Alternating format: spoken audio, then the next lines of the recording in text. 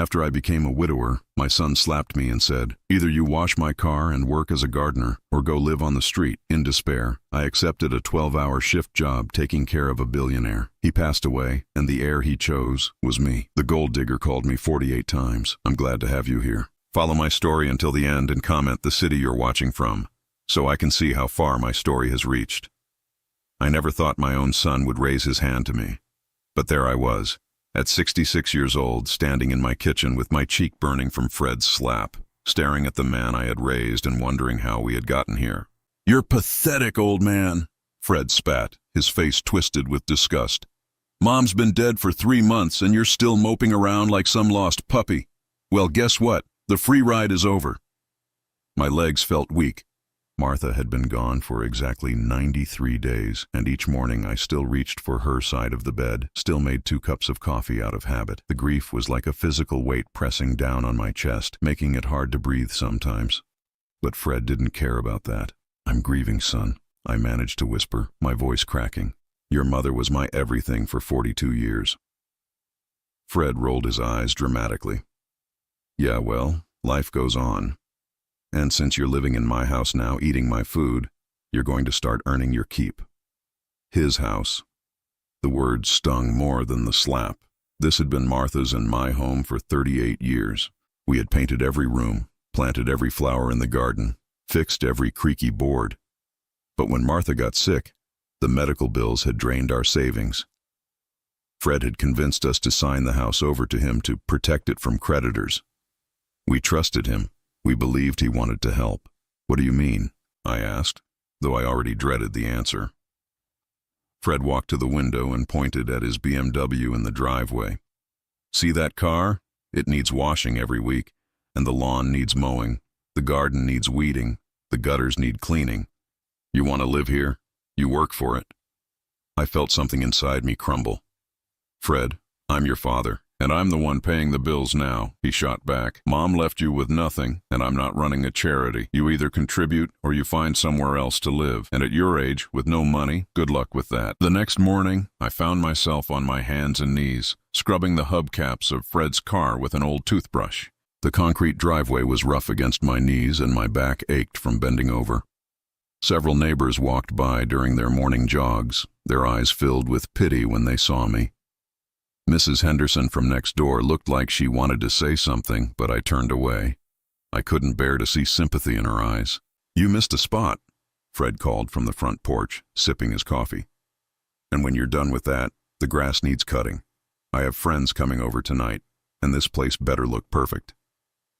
As I worked, memories of Fred as a little boy kept flooding back. I remembered teaching him to ride a bike in this very driveway, holding the back of his seat as he wobbled forward. I remembered the pride in his eyes when he hit his first home run, how he had run straight to me in the stands. Where had that little boy gone? The yard work took me 6 hours. My hands were blistered, my clothes soaked with sweat, and my entire body trembled with exhaustion. When I finally stumbled inside, Fred was sitting at the kitchen table with his friends, laughing loudly. "Hey guys, meet my live-in gardener," Fred announced, and his friends burst into laughter. "Dad, grab us some beers from the fridge, would you?" I stood there dirty and humiliated as these men who were young enough to be my sons snickered at me. One of them, a guy with slicked back hair, shook his head in amazement. "Man, Fred, I can't believe your old man actually does all this stuff for you. My dad would tell me to go to hell." Fred shrugged. What can I say? He knows which side his bread is buttered on. That night, I lay in the small guest room that Fred had assigned to me, staring at the ceiling. This room had once been Fred's nursery. I could still see the faint outline on the wall where we had hung his mobile with little airplanes.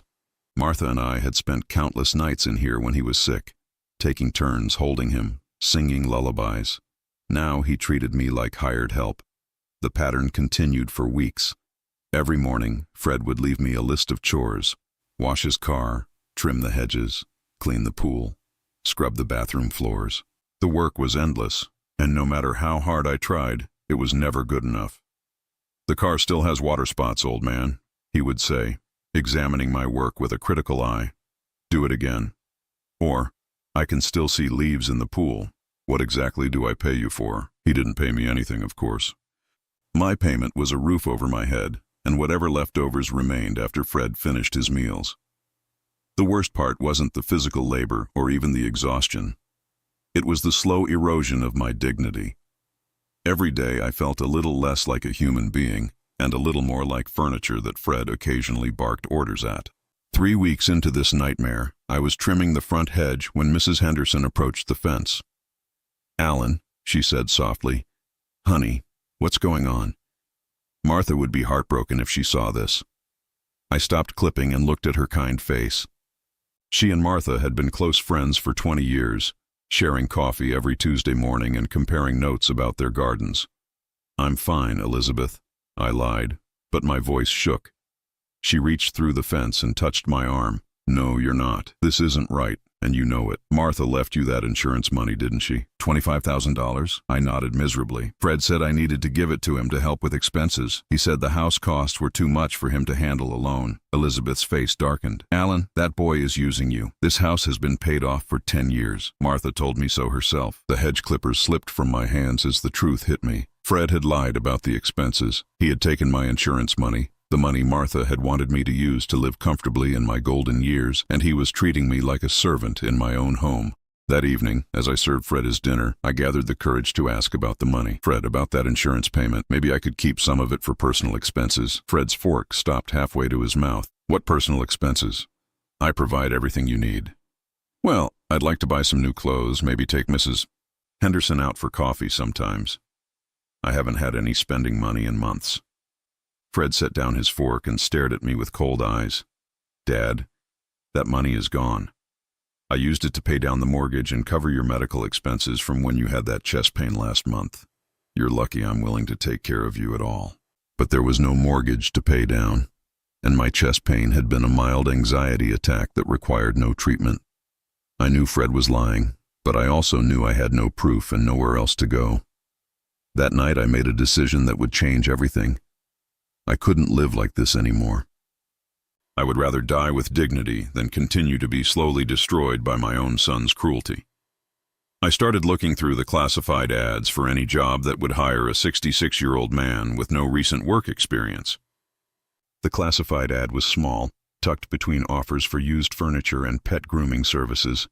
Live-in caregiver needed for elderly gentlemen, 12-hour shifts, room and board included. Experience preferred but not required. Serious inquiries only. I stared at the newspaper, my hands trembling slightly.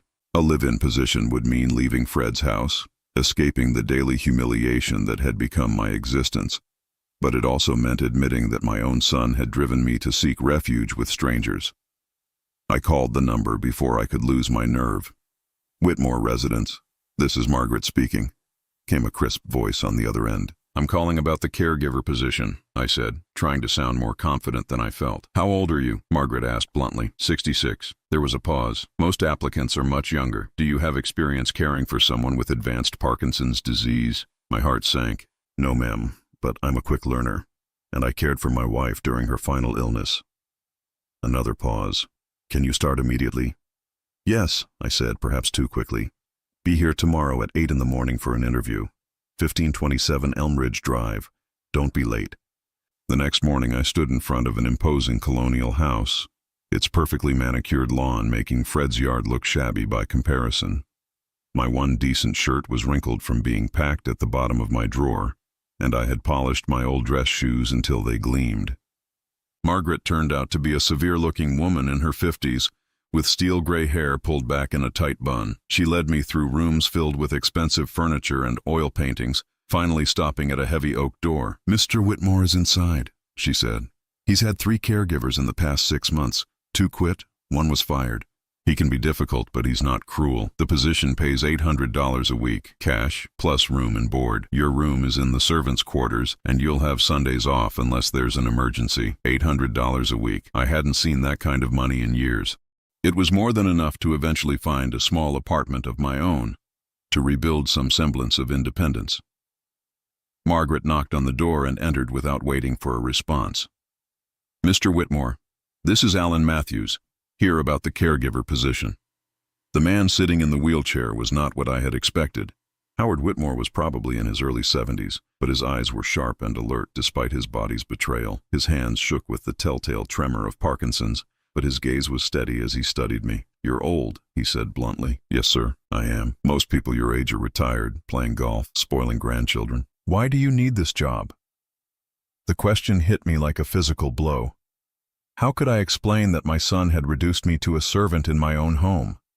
That I was so desperate for dignity that I was willing to care for a stranger rather than endure another day of Fred's abuse? "I need the work," I said simply. Howard stared at me for a long moment, those keen eyes seeming to see right through me. "Margaret, leave us alone for a minute." When the door closed, Howard wheeled his chair closer to where I stood. "I've been rich my whole life, Matthews. Built my first company when I was 25, sold it for $10 million by 30. I can smell desperation, and I can smell lies. You reek of both. So tell me the truth. Why does a man your age need to become a caregiver?" I looked down at my hands, seeing the cuts and calluses from weeks of yard work and car washing.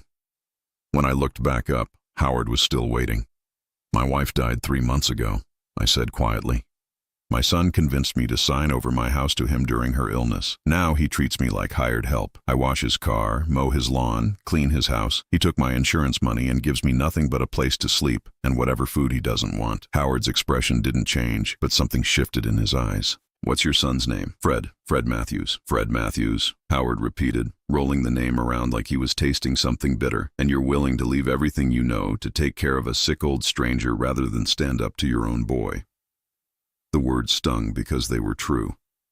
I tried standing up to him once. He reminded me that I have nowhere else to go. Howard was quiet for several minutes, his shaking hands resting on the arms of his wheelchair. Finally he spoke. "I have 3 children, Matthews, 2 sons and a daughter. Want to know when they last visited me? My daughter called 6 months ago, needed money for her 3rd divorce. My oldest son showed up last Christmas, spent 20 minutes here before asking if I'd changed my will lately. My youngest hasn't spoken to me in 2 years, not since I refused to bail out his failing restaurant." He wheeled over to the window overlooking a garden that rivaled anything I'd ever seen. "People think being rich solves everything. It doesn't. It just makes you a target for everyone who wants something from you, including your own flesh and blood." When he turned back to me, his expression was almost gentle. "The job is yours if you want it. 12 hours a day, 7 days a week, with Sundays off. I need help with basic tasks, medication reminders, and someone to make sure I don't fall when I'm stubborn enough to try walking on my own." "What happened to the other caregivers?" I asked. A ghost of a smile crossed Howard's face. "The first one kept trying to rearrange my schedule to fit her social life. The second one talked constantly, never stopped chattering about her boyfriend problems. The third one I caught taking pictures of my personal belongings, probably planning to sell information to gossip magazines." "I don't have a social life to speak of," I said. "I don't gossip and I don't steal." "No," Howard said, studying me again. "I don't think you do. Margaret will show you to your room. We'll start Monday morning." As I followed Margaret to the servants' quarters, I felt something I hadn't experienced in months. Hope. The room was small but clean, with a comfortable bed, a desk, and a window overlooking the garden. It had its own bathroom and a small kitchenette. "Mr. Whitmore's routine is strict," Margaret explained as she handed me a typed schedule. "Medications at 8, noon, 4, and bedtime. He likes his breakfast at exactly 7:30, lunch at 12:30, dinner at 6. He reads the financial papers every morning and watches the news at 7 p.m. No exceptions." "What about family visits?" I asked. Margaret's laugh was bitter. "What family visits? In the 6 years I've worked here, his children have probably spent a total of 5 hours in this house. Christmas cards and birthday cards asking for money, that's about it." That evening I returned to Fred's house to pack my few belongings. Fred was in the living room watching television when I walked in. "Where have you been all day?" he demanded without looking away from the screen. "The pool needs skimming, and I want the car detailed before my date tonight." "I won't be doing that anymore," I said quietly. Fred turned then, his face already darkening with anger. "What did you say?" "I found a job, a live-in caregiver position. I'm moving out tomorrow." For a moment Fred just stared at me, as if he couldn't process what I had said. Then he stood up, his fists clenched. "You ungrateful old bastard," he snarled. "After everything I've done for you, this is how you repay me? Who's going to take care of this place? Who's going to maintain the property value of my investment? Hire someone, I said, surprised by how calm my own voice sounded. With the insurance money you took from me, you should be able to afford it. Fred's face turned red. That money was payment for room and board. You think living here was free? I know this house has been paid off for 10 years, I said. Martha told Mrs. Henderson. For the first time since his mother's death, Fred looked genuinely shaken. He had been caught in his lie, and we both knew it. Fine, he said finally. Go play nursemaid to some stranger. But don't come crawling back to me when it doesn't work out. And don't expect any help from me ever again. I packed my clothes into the same suitcase Martha and I had used for our honeymoon 43 years ago. As I closed it, I looked around the guest room one last time. This house held so many memories, but they were memories of the family I used to have, not the cruel stranger my son had become. The next morning, as I carried my suitcase to the taxi waiting in the driveway, Fred watched from the front window. I didn't wave goodbye. There was nothing left to say. My first week caring for Howard was a series of small disasters and learning experiences. The man was particular about everything, from the exact temperature of his morning coffee to the way his newspapers had to be folded. But unlike Fred's constant criticism, Howard's corrections came with explanations. The coffee needs to be 170 degrees, he told me on my third morning. Any hotter and it burns my tongue, any cooler and it tastes like dishwater. My hands shake too much to check the temperature myself, so I'm depending on you to get it right. I found myself genuinely wanting to please him, not out of fear, but out of respect. Howard treated me like a person, not a servant. When I made mistakes, he was patient. When I did something right, he noticed. The hardest part was watching him struggle with tasks that should have been simple. Buttoning his shirts took 15 minutes. Holding a fork steady enough to eat required intense concentration. Sometimes the frustration would overwhelm him, and he would curse his failing body with words that would have made a sailor blush. "This damned disease," he muttered one morning after dropping his coffee cup for the third time. 40 years I ran companies, made decisions that affected thousands of people, and now I can't even hold a cup without my hands betraying me. I knelt down to clean up the spilled coffee, choosing my words carefully. My wife used to say that our bodies might fail us, but our minds and hearts are stronger than we think. Howard was quiet for a moment. Your wife sounds like she was a wise woman. She was. Martha could find something positive in any situation.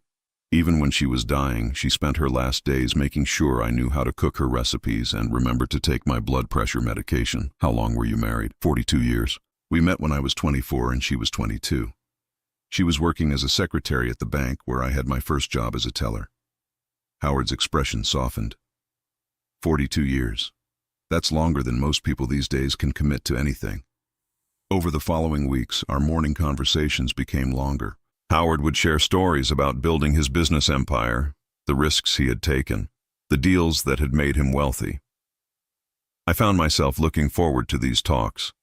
It had been months since anyone had treated me as if my thoughts and experiences mattered.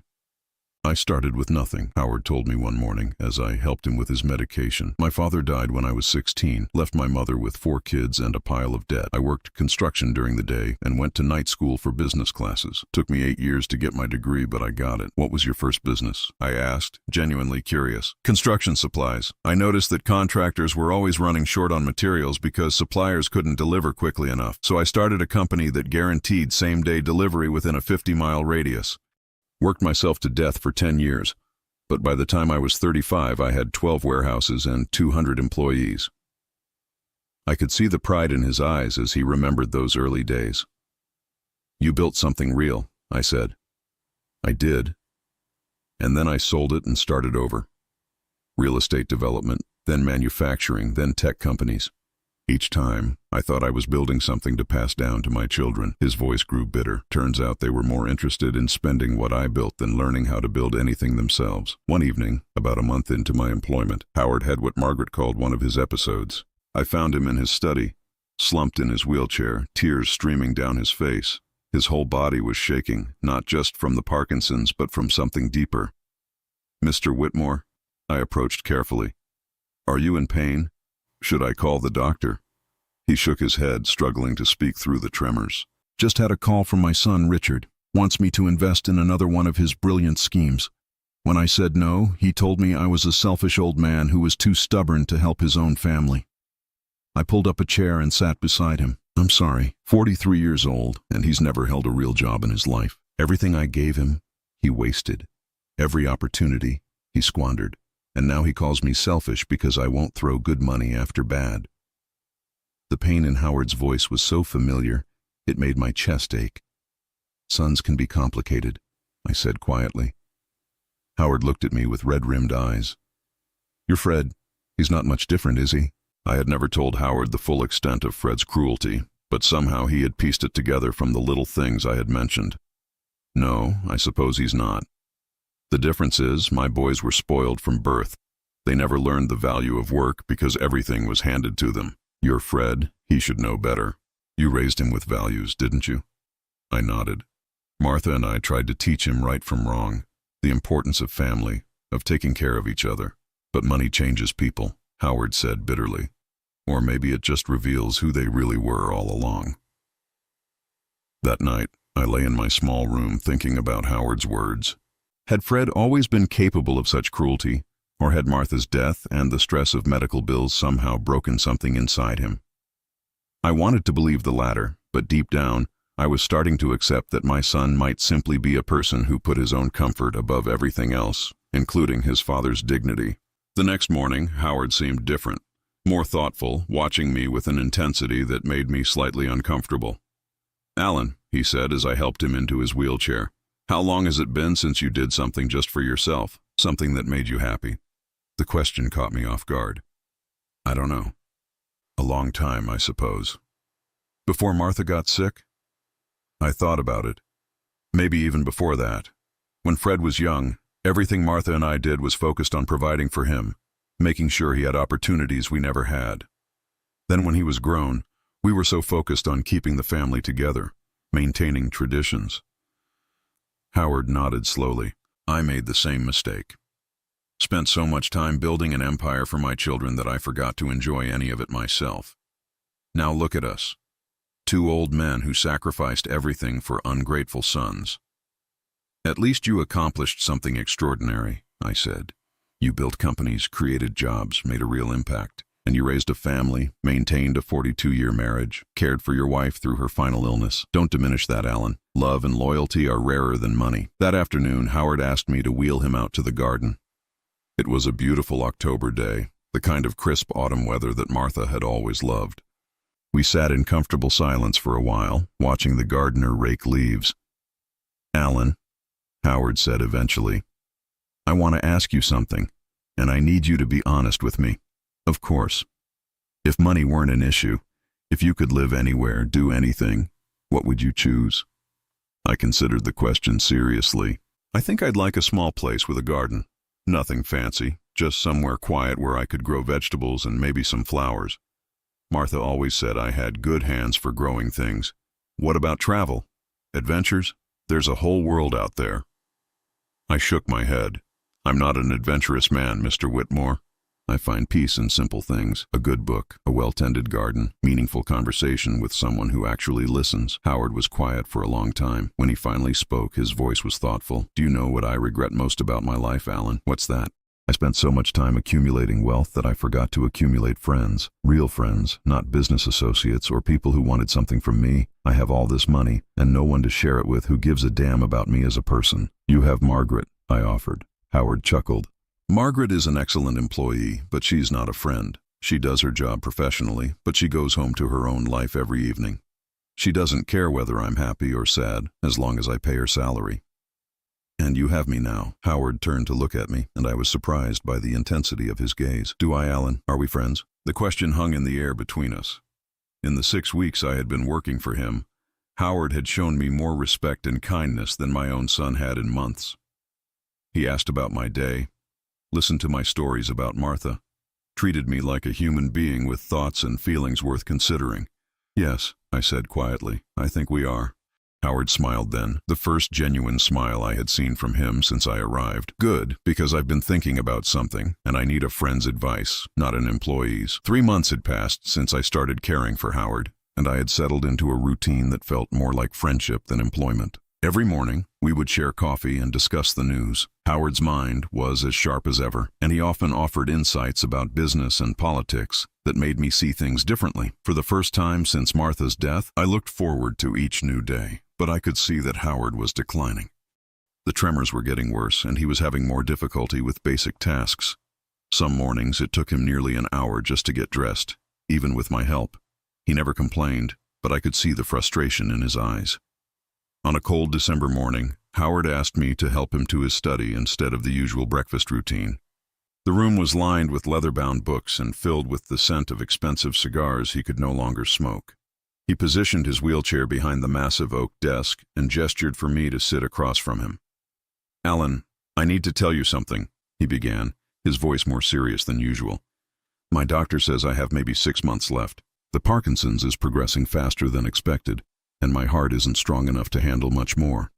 The words hit me like a physical blow.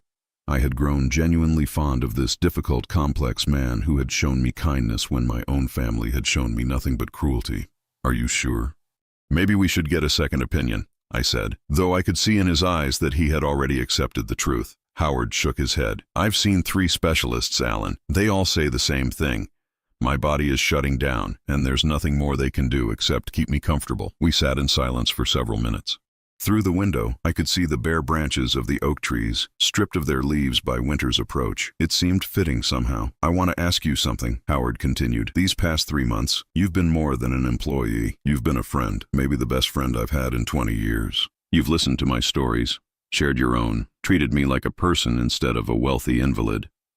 "It wasn't difficult," I said honestly. "You're a good man, Howard. Complicated, maybe, but good." He smiled at that. "My children would disagree with you. To them, I'm just a stubborn old man sitting on a pile of money they think they deserve. When did you last hear from them?" Howard's expression darkened. "Richard called last week, supposedly to check on my health. Within 5 minutes, he was asking if I'd reconsidered his request for an investment in his latest business venture. When I said no, he told me I was being unreasonable and hung up. David sent a Christmas card with a note asking if I'd thought about adjusting my will to be more fair to his children. And Susan hasn't called at all, but her lawyer contacted my attorney about something called an advance on inheritance." The bitterness in his voice was heartbreaking. I thought about Fred and realized that wealthy or poor, some children seem determined to see their parents as nothing more than sources of money or convenience. "I'm sorry," I said. "That must be incredibly painful." "It is. But it's also clarifying." Howard leaned forward, his shaking hands gripping the arms of his wheelchair. "Alan, I've been thinking about my will, about what happens to everything I've built when I'm gone. That's not really my business, Howard. Actually, it is, because I want to leave you something." I stared at him, speechless. The idea hadn't even occurred to me. I was his employee, not his family, regardless of the friendship that had developed between us. "Howard, I can't accept anything from you. It wouldn't be right." "Why not?" His voice grew stronger, more determined. "Because we're not related by blood. Because I'm paying you to care for me. Alan, in the past 3 months, you've shown me more genuine affection and respect than my own children have in years. But your family. My family will inherit the bulk of my estate whether they deserve it or not. The house, the investment portfolios, the business holdings, they'll split roughly $80 million 3 ways, which is more money than they could spend in several lifetimes. $80 million. The number was so large I couldn't really comprehend it. Fred had been willing to humiliate and abuse me over $25,000 in insurance money, and Howard's children were fighting over an inheritance that was more than 3,000 times that amount. "But I want to leave you something too," Howard continued. "Not just money, though there will be some of that. I want to leave you dignity, Alan. A chance to live your remaining years without depending on anyone, especially not that ungrateful son of yours." My hands were shaking now, almost as badly as his. "How much are you talking about?" Howard smiled. $500,000. Enough to buy that small house with a garden you told me about. Enough to live comfortably without working. Enough to tell Fred exactly what you think of him, without worrying about where you'll sleep that night. $500,000. It was more money than I had ever imagined having. Martha and I had considered ourselves fortunate when we finally paid off our 30-year mortgage. This was the kind of money that could change everything. "Howard, I don't know what to say. Say you'll accept it. Say you'll use it to build the life you deserve instead of the life other people have forced on you. I sat there, struggling with emotions I couldn't name. Gratitude, certainly, but also fear. What would this mean? How would Fred react? How would Howard's children respond when they learned that their father had left money to his caregiver? What about your family? Won't they be angry? Howard laughed, but there was no humor in it. Alan, they're going to be angry no matter what I do. If I left you nothing, they'd probably still find something to complain about. At least this way, I'll know that one person who actually cared about me will benefit from what I've spent my lifetime building. This is too generous, Howard. I haven't done anything to deserve this. Haven't you? His voice grew intense. You've gotten up every morning for 3 months and helped me maintain my dignity when my own body was betraying me. You've listened to my stories without judging me. You've treated me like a human being instead of an inconvenience or a paycheck. Do you know how rare that is? I thought about the past months, about the conversations we had shared, the comfortable silences, the way Howard's face would light up when I brought him his perfectly prepared coffee, or when I remembered details from stories he had told me weeks earlier. You've given me something my own children never did, Howard continued. You've given me respect without expecting anything in return. You've shown me kindness when you had every reason to be bitter about your own circumstances. I was just doing my job. No, Alan, you were being a friend. And friendship, real friendship, is worth more than money. But since I have plenty of money and not much time left, I want to use it to say thank you. That evening, Howard's lawyer, a distinguished man named Mr. Peterson, came to the house with documents to update Howard's will. I tried to leave the room, but Howard insisted I stay. Alan needs to understand exactly what he's inheriting and when, Howard explained to Peterson. I want there to be no confusion about my intentions. Peterson, a man who had clearly handled many wealthy clients over the years, reviewed the documents with professional detachment. Mr.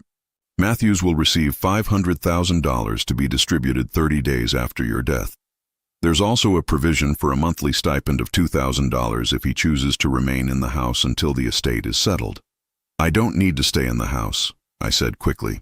Actually, you might want to, Peterson said, glancing at Howard. Mr. Whitmore's children have been quite vocal about their intentions to contest any will that doesn't leave them everything. Having you here as a witness to your employer's mental state and the genuine nature of your relationship could be important. The reality of the situation was beginning to sink in. Howard's children would not simply accept that their father had left money to his caregiver. There would be legal challenges, accusations, perhaps attempts to prove that I had somehow manipulated or coerced a sick old man. Are you prepared for that kind of fight? Howard asked me directly. I thought about Fred, about the months of humiliation and abuse, about the way he had stolen my insurance money and treated me like hired help. Then I thought about Howard, about the friendship we had built, about the respect he had shown me when my own family had shown me none. Yes, I said quietly.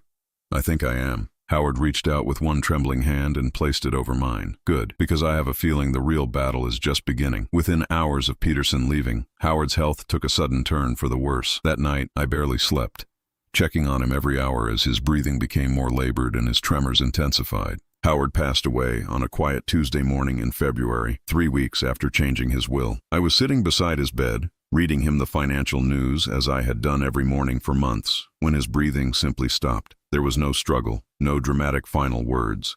He just closed his eyes during a story about the stock market and never opened them again. I sat with him for nearly an hour before calling Margaret to inform her, then Peterson, then finally the funeral home. In those quiet moments, I felt the weight of losing the only person who had treated me with genuine respect in months. Howard had become more than an employer. He had become the father figure that my own son had failed to be. The funeral was a small affair. Howard had specifically requested no elaborate ceremony, just a simple service at the cemetery where his wife was buried. Margaret and I were there, along with Peterson and a handful of business associates.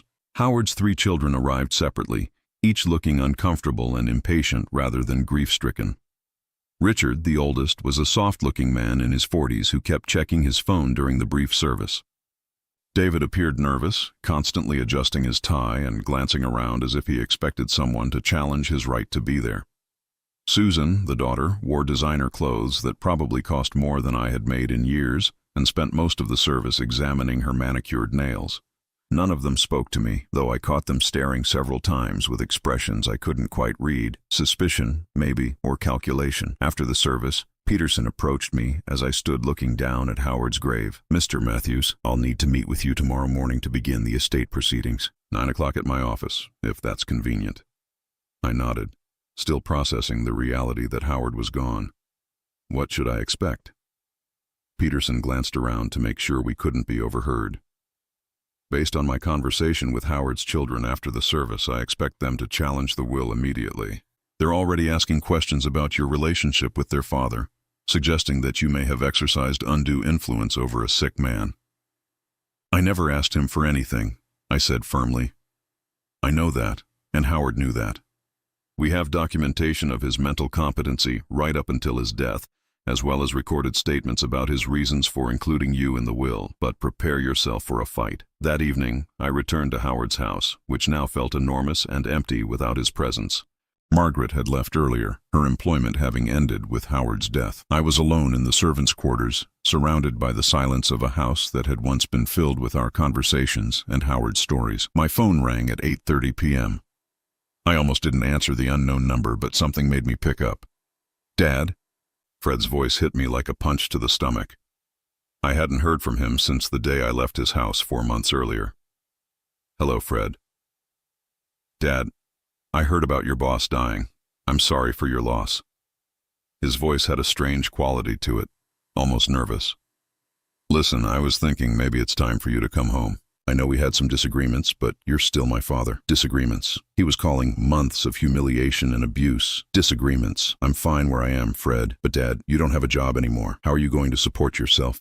Look, I've been thinking about what happened between us, and maybe I was too hard on you.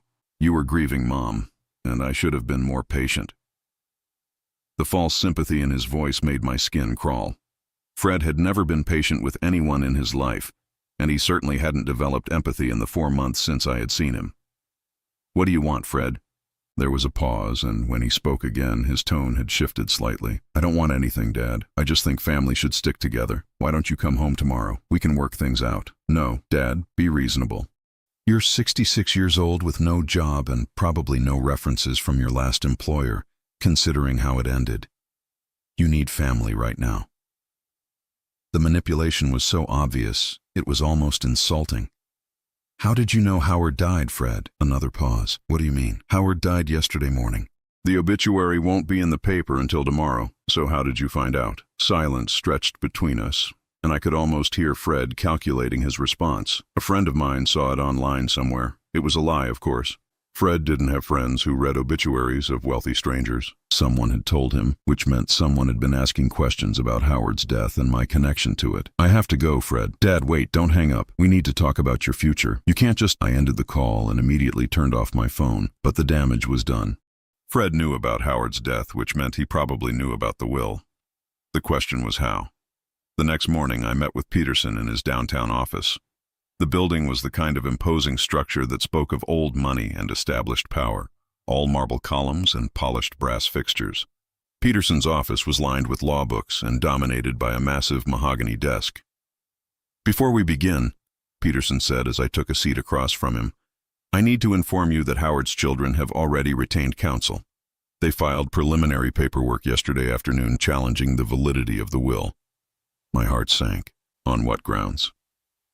"They claim their father was not of sound mind when he made the changes, and that you exercised undue influence over him during his final months.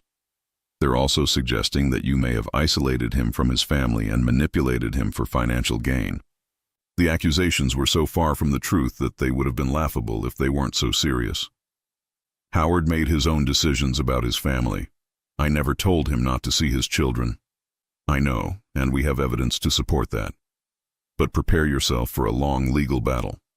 Howard's children stand to lose a significant amount of money if his will is upheld, and they have the resources to fight aggressively." Peterson opened a thick folder and spread several documents across his desk. However, Howard anticipated this. He was very thorough in documenting his reasons for including you in the will. "We have video testimony recorded just 2 weeks before his death, medical evaluations confirming his mental competency, and detailed notes about his children's behavior over the past several years. He handed me a copy of a letter written in Howard's distinctive handwriting. He also wrote this, specifically for you to read if his family challenged the will. I unfolded the letter, my hands trembling slightly as I recognized Howard's careful script. Alan, if you're reading this, it means my children are doing exactly what I expected them to do. They're not fighting because they loved me or because they're grieving my loss. They're fighting because money matters more to them than the wishes of their dead father. I want you to know that leaving you $500,000 was the easiest decision I made in my final months. You gave me dignity when my own body was failing. You listened to my stories without judgment. You treated me like a human being when my own children saw me only as an obstacle to their inheritance. Don't let them bully you, Alan. You earned every penny of that money through kindness, respect, and genuine friendship. Fight for it not because of the money itself, but because it represents something important. It represents the value of treating people with decency, regardless of what you might gain from them. I had to stop reading for a moment as my eyes filled with tears. Even in death, Howard was protecting me, trying to give me the strength to stand up for myself. The letter continued. I know this will be difficult, and I know my children will say terrible things about you. But remember this, they didn't want my time or my company when I was alive. They only want my money now that I'm dead. You wanted nothing from me except the chance to do your job with dignity, and you gave me something far more valuable in return. Be strong, my friend. You deserve this, and I hope it gives you the independence to tell your own ungrateful son exactly what you think of him. I folded the letter carefully and looked up at Peterson. What do I need to do? First, we wait. The will is being probated, which typically takes 30 to 60 days. During that time, Howard's children will continue building their case. They'll likely hire private investigators to look into your background, your relationship with Howard, and probably your relationship with your own son. My phone, which I had turned back on that morning, started ringing. I glanced at the screen and saw Fred's name. That's my son, I told Peterson. I'd recommend not answering. Anything you say could potentially be used against you if they try to prove you're financially desperate or manipulative. The phone stopped ringing, then immediately started again. Fred was persistent. I had to give him that. Over the next 3 days, Fred called me 48 times. I counted them, watching the missed call notifications pile up on my phone. The voicemails he left started out concerned and gradually became more frantic. Dad, please call me back. I'm worried about you. Dad, I heard some crazy rumors about your boss's will. Call me so we can figure this out together. Dad, some lawyer called me asking questions about our relationship. What the hell is going on? You need to talk to me. Dad, if you're inheriting money, we need to discuss how to protect it. There are tax implications, legal issues. You can't handle this alone. Dad, I know I wasn't perfect after Mom died, but we're family. We need to stick together now more than ever. By the final message, his tone had shifted to something more familiar. Dad, stop playing games. I know you're getting money from that old man's will. If you think you can just ignore your family and live like some kind of millionaire, you're delusional. Call me back, or I'm coming to find you. That last message sent a chill down my spine. The threatening tone was exactly what I remembered from the months I had lived under his roof. The barely controlled anger that had always simmered just beneath the surface of his false concern. I showed the messages to Peterson during our next meeting. This actually helps our case, he said after listening to several of them. These messages clearly show that your son's interest in reconciling with you coincides suspiciously with news of your potential inheritance. It supports our argument that Howard was right to be concerned about family members who only show interest when money is involved. Fred doesn't know for certain how much money is involved, I said. Peterson nodded grimly. He will soon. Howard's children have been talking to reporters, trying to build public sympathy for their case. Once this becomes public knowledge, your son's harassment will likely intensify. As if summoned by our conversation, my phone rang again. This time it wasn't Fred. It was an unknown number with a local area code. Mr. Matthews? This is Jennifer Walsh from Channel 7 News. I understand you're involved in a disputed inheritance case involving the late Howard Whitmore. I'd like to ask you a few questions about your relationship with Mr. Whitmore and the circumstances surrounding his will. I handed the phone to Peterson, who took the call and politely but firmly declined any interviews on my behalf. It's starting, he said after hanging up. Howard's children are trying to win this case in the court of public opinion before it ever reaches a real courtroom. That evening, I sat in Howard's study, surrounded by his books and the lingering scent of his cigars. The house felt like a museum now, preserved exactly as he had left it, but empty of the warmth his presence had provided. My phone sat silent on the desk in front of me, finally quiet after days of constant ringing, but I knew this was just the calm before the storm. Fred would not give up easily, and neither would Howard's children. I picked up the framed photograph on Howard's desk, a picture of him as a young man with his wife on their wedding day. They looked so happy, so full of hope for the future they would build together. I wondered if Howard had ever imagined that his final years would be spent fighting with his own children over money, or that his greatest comfort would come from a friendship with a hired caregiver. Tomorrow, the real battle would begin. The legal battle lasted 4 months, but Howard's preparation proved ironclad. Peterson presented video testimony of Howard clearly explaining his reasons for leaving me money, medical records confirming his mental competency, and documented evidence of his children's neglect over the years. The most damaging evidence came from Howard's own detailed journal entries, written in his shaking handwriting, describing each visit from his children and their constant requests for money. Howard's children hired expensive lawyers and tried every angle they could think of. They claimed I had isolated Howard from his family, despite phone records showing they rarely called. They suggested I had somehow coerced him, despite surveillance footage from his doctor's office showing me in the waiting room while Howard met privately with his physician to confirm his mental competency. They even tried to argue that $500,000 was an unreasonable amount for a caregiver to inherit, until Peterson pointed out that it represented less than 1% of Howard's total estate. In the end, the judge's ruling was swift and decisive. Howard's will was valid, his mental state had been sound, and his reasons for including me were clearly documented and reasonable. Richard, David, and Susan would inherit the bulk of their father's $80 million estate as originally planned. I would receive my $500,000, plus the additional money Peterson had helped Howard set aside for my legal fees. The day the ruling came down, I was sitting in Peterson's office when his secretary handed him a note. He read it, smiled, and looked up at me. "It's over, Ellen. The inheritance is yours." I felt a strange mix of relief and sadness. Relief that the nightmare was finally ending. Sadness that Howard wasn't there to see his final gesture of friendship vindicated. "There's something else," Peterson said, pulling out a sealed envelope. "Howard left this for you, with instructions that it only be opened after the legal proceedings were complete." Inside was another letter in Howard's careful handwriting, along with a small brass key. "Alan, if you're reading this, it means you fought for what was rightfully yours and won.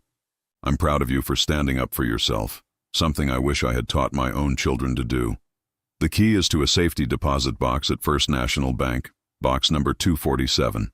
Inside you'll find some additional documents and a small gift I wanted you to have privately. Use this money wisely, my friend. Buy that house with the garden you dreamed of. Live the life you deserve, free from people who would use your kindness against you. And remember that at least one person in this world recognized your true worth." 2 days later, I stood in the bank vault, my hands trembling as I inserted the key into box 247. Inside, along with some personal papers Howard had wanted me to have, was another envelope containing a cashier's check for $50,000 and a note that simply said, "For the garden." That afternoon, my phone rang. I had been expecting this call for days. "Dad, we need to talk." Fred's voice was tight with barely controlled anger. "Hello, Fred." "Don't hello, Fred me. I've been trying to reach you for months. Do you have any idea what people are saying about you? About our family?" I had seen the news coverage, of course. The story of a wealthy man leaving money to his caregiver while his own children contested the will had attracted considerable media attention. Some reports painted me as a gold digger who had manipulated a sick old man. Others portrayed me as a devoted caregiver who had shown kindness to someone abandoned by his own family. I found I didn't much care what strangers thought. "I know what people are saying," I said calmly. "Well, I don't like it. This reflects poorly on all of us. People are saying I'm a bad son, that I neglected my own father. Did you neglect me, Fred?" Silence stretched between us. When he finally spoke, his voice had taken on the wheedling tone I remembered from when he was a child, trying to avoid punishment. Dad, you know things got complicated after Mom died. We were both grieving, both stressed. Maybe we said things we didn't mean. You slapped me, Fred. You made me wash your car and mow your lawn while taking my insurance money. You treated me like hired help in my own home. That's not how I remember it. I remember it perfectly. Another pause, then Fred's voice hardened. Fine. You want to play the victim? Go ahead. But don't think this inheritance makes you some kind of big shot. $500,000 isn't that much money, Dad. You'll burn through it in a few years, and then what? You'll come crawling back to me, just like before. I felt something shift inside me, a strength I hadn't felt in years. Howard's friendship had given me something I thought I had lost forever. Self-respect. No, Fred, I won't. What's that supposed to mean? It means I'm done. I'm done being your servant, your ATM, your whipping boy. I'm done pretending that what you did to me after your mother died was acceptable. I'm done making excuses for your behavior. Dad, you're being ridiculous. I'm your son. I'm your family. Family doesn't treat each other the way you treated me. Howard Whitmore, who wasn't related to me at all, showed me more respect and kindness in 4 months than you showed me in 40 years. Fred's voice rose to a shout. That old man wasn't your family. I am. You can't just replace your own son with some rich stranger. I didn't replace you, Fred. You replaced yourself. You chose money over love, control over respect, cruelty over kindness. You made your choice every day for months. So what? You're cutting me off? You're going to abandon your own son? The irony of his words would have been funny if they weren't so painful. I'm not abandoning you, Fred. I'm choosing myself for the first time in my life. You'll regret this, Dad. When you're alone and dying in some nursing home, don't come looking for me. I won't have to, I said quietly. I've learned the difference between being alone and being lonely. I was lonelier living in your house than I've ever been by myself. Fred hung up without saying goodbye. I set my phone down and looked around Howard's study one last time. Tomorrow, I would be moving out of this house and into a small cottage I had found on the outskirts of town. It had a large garden that needed tending, a front porch perfect for morning coffee, and enough space for a man to live quietly and peacefully. 3 weeks later, I was on my hands and knees in my new garden, planting tomatoes and peppers in the rich soil, when a car pulled into my driveway. For a moment, my heart clenched, thinking it might be Fred coming to continue our argument. But when I looked up, I saw Mrs. Henderson from my old neighborhood getting out of a small sedan. "Alan," she called, waving as she walked toward me. "I hope you don't mind me stopping by. I got your address from Margaret, Howard's housekeeper." I stood up, brushing dirt from my knees. "Elizabeth, what a wonderful surprise. How did you find me?" "I've been following the news about your inheritance case. I'm so happy it worked out for you." She looked around at my small cottage and the half-planted garden. "This place is perfect for you. Martha would have loved it." "She would have," I agreed, feeling the familiar bittersweet pang that came with memories of my wife. "Would you like some coffee? I just made a fresh pot." We sat on my front porch, drinking coffee and talking about everything and nothing. Elizabeth filled me in on neighborhood gossip, told me about her grandchildren, and carefully avoided mentioning Fred until I brought him up myself. "I heard he moved away," she said gently. "Sold the house and relocated to another state. Some people said he was having financial trouble." I nodded. I had heard the rumors too. Without my insurance money to cushion his lifestyle and no free labor to maintain his property, Fred had apparently struggled to keep up with his expenses. Part of me felt a twinge of satisfaction at this news, though I tried not to dwell on it. "Do you miss him?" Elizabeth asked. I considered the question seriously. "I miss the son I thought I had. I miss the little boy who used to run to me when he scraped his knee. But the man he became? No, I don't miss being treated like a servant in my own home." Elizabeth reached over and squeezed my hand. "You did the right thing, Alan. You can't let people treat you badly just because you share DNA with them." That evening, I sat in my small living room, reading one of Howard's books that he had left to me in his will. The house was quiet, but it was a peaceful quiet, not the oppressive silence of loneliness. Outside, I could hear birds settling into their nests for the night and the gentle rustle of wind through the oak tree in my backyard. My phone sat on the side table, silent. No one was calling to demand favors or money or servitude. No one was threatening me or manipulating me or making me feel worthless. For the first time in longer than I could remember, I was truly free. I thought about Howard often in those peaceful evening hours, remembering our conversations and the genuine friendship we had built in his final months. He had given me more than money. He had given me the courage to value myself, to recognize that I deserved better than the cruelty I had accepted for so long. The $550,000 Howard had left me was enough to live comfortably for the rest of my life, but more importantly, it was proof that someone had valued my friendship enough to ensure I would never again have to depend on people who saw me as a burden. 6 months later, my garden was thriving. Tomatoes hung heavy on the vine, peppers grew in neat rows, and the flower bed I had planted in Martha's memory bloomed with her favorite roses. I had joined a local gardening club and made friends with other retirees who shared my passion for growing things. I was watering my vegetables one morning when a young man stopped at my garden gate. He looked to be in his 20s, with kind eyes and a hesitant smile. "Excuse me, sir. Are you Alan Matthews?" "I am. My name is David Chen. I'm a social worker, and I work with elderly clients who are having problems with family members. I've been following your story in the news, and I wondered if you might be interested in talking to some of my clients who are going through similar situations." I set down my watering can and walked over to the gate. "What kind of situations?" "Elder abuse, financial exploitation by family members, emotional manipulation. Many of them feel trapped because they think they have to accept mistreatment from their own children or grandchildren. Your story gives them hope that it's possible to stand up for themselves." I thought about this request for a moment. The idea of sharing my story publicly still made me uncomfortable, but the thought that my experience might help other people in similar situations appealed to me. "I'm not looking to become famous or make speeches," I said carefully. David smiled. "Nothing like that. Just one-on-one conversations with people who need to hear from someone who's been through what they're experiencing. Someone who can tell them that choosing self-respect over family obligation isn't selfish." 2 weeks later, I had my first conversation with an 80-year-old woman whose daughter had been stealing her Social Security checks and threatening to put her in a nursing home if she complained. An hour later, I talked with a 73-year-old man whose son was pressuring him to sign over his house. In each conversation, I saw something of myself from a year ago. Decent people who had been worn down by family members who took advantage of their love and loyalty.